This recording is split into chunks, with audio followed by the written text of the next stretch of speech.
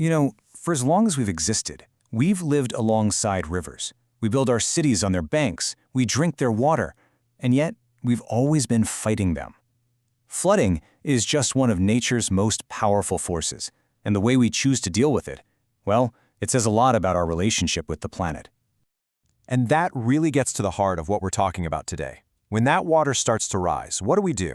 Do we build a wall and try to fight it back, or do we try to find a way to guide it, to work with its natural flow? This isn't just an engineering problem, it's a whole philosophy. Okay, so to really dig into this, we need to get on the same page about a key term: flood management.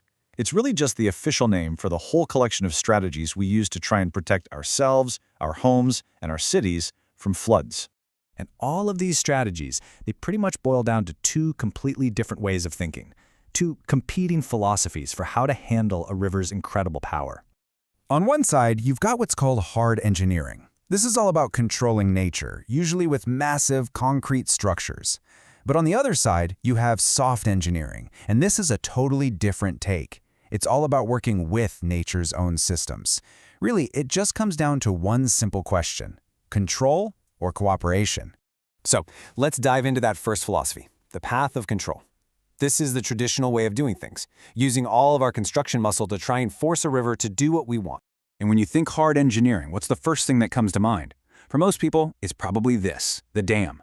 I mean, they are absolute monuments to our ambition to try and conquer the natural world. The concept itself is actually pretty simple. You build this enormous wall across a river. That creates a huge artificial lake behind it called a reservoir. Now you've got this giant holding tank, which means engineers can decide exactly how much water gets to flow downstream. It's like having a giant tap you can turn down when there's a ton of rain. But this is where the trade-offs get really, really stark. I mean, the benefits are huge. You can't deny it. You can stop floods, you get drinking water, you can even generate clean electricity. But the drawbacks are just as massive. We're talking billions and billions of dollars to build, total disruption of river ecosystems for fish and wildlife, and they trap all this crucial sediment that's supposed to fertilize the land downstream. Okay, here's another hard engineering trick. It's basically putting a river in a straitjacket. It's called channel straightening, and you can think of it like building a super-fast expressway just for water. And this right here reveals one of the biggest dilemmas with hard engineering. So by carving out a straight, smooth path, you can get floodwater out of your town really, really fast. Problem solved, right? Well, not so fast. All you've really done is created a much bigger, much faster-moving problem for the next town downstream. And the source material puts it perfectly. You're simply transferring the risk. It's a classic case of kicking the can down the road, or, in this case, down the river. This whole philosophy of control pops up in a bunch of other ways too. We dredge rivers, digging them out to make them deeper so they can hold more water. We build these huge artificial embankments, you might know them as levees, to make the riverbanks higher. We even carve out brand new channels just to steer floodwater away from cities. Every single one is a powerful but really invasive way of reshaping the landscape.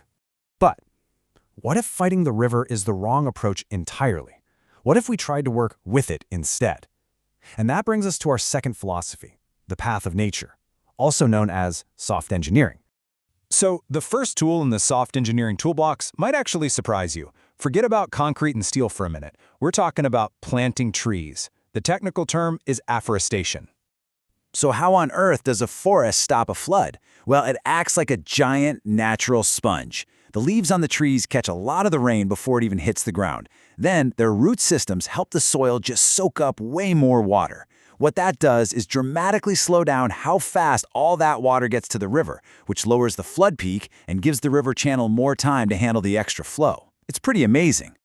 Now, the beauty of this approach is that it's so much more sustainable, not to mention all of the other environmental benefits you get. But its biggest challenge? Scale. To really make a difference against a big flood, you need to reforest enormous areas of land, and that land might already be needed for farming or for building new houses. But soft engineering isn't just about changing the landscape. It's also about changing our own behavior.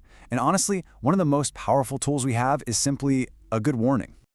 This strategy basically accepts that, hey, a flood might happen, but we can focus on minimizing the damage when it does. By keeping a close eye on rainfall and river levels, authorities can send out alerts that give people precious time to move their cars, carry valuables upstairs, or most importantly, get to safety. It doesn't stop the water, but it absolutely saves lives and property.